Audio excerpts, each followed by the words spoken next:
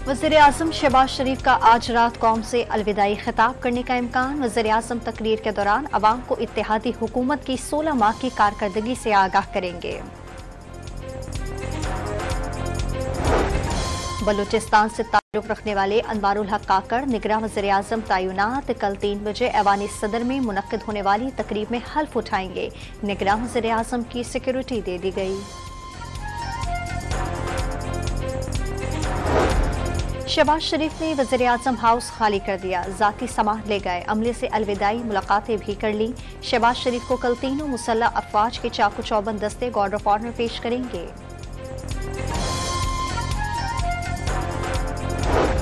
BNP के सरबराह निगरान वज़ीर-ए-आज़म के इंतखाब पर बरहम, इत्तेहादियों को एतमाद में लिए बगैर फैसला करना बदएतमादी है। अख्तर मींगल का नून लीग के कायद नवाज शरीफ को खत।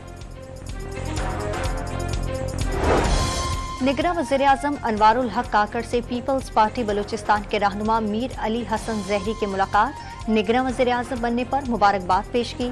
सेनेटर दानिश कुमार भी हमरा थे। निगरान वज़ीर-ए-आज़म के नाम पर मुराद अली शाह और मुत्तहदा के रहनुमाओं के दरमियान आज फिर मुलाकात होगी। दोनों के दरमियान पहली बैठक नतीजा खीस ना हो सकी। जस्टिस रिटायर्ड मकबूल बाकर के नाम पर इत्तफाक का इम्कान।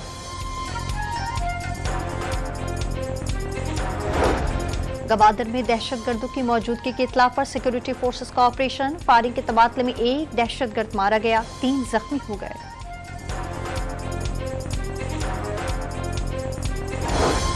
तुरबत में क्रश प्लांट पर नामालूम अफराद की फायरिंग, 2 अफराद जान बहक। मरने वालों में प्लांट का मुंशी और मजदूर शामिल। मकतूलीन का ताल्लुक मुल्तान से था।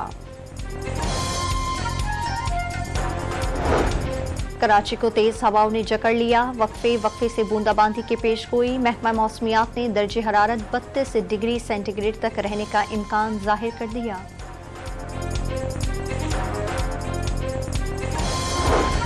और जश्न आज़ादी की तैयारियां उरूज पर पहुंच गईं। कौमी परचम, बैंड, बैजेस और झंडियों की खरीदारी बढ़ गई।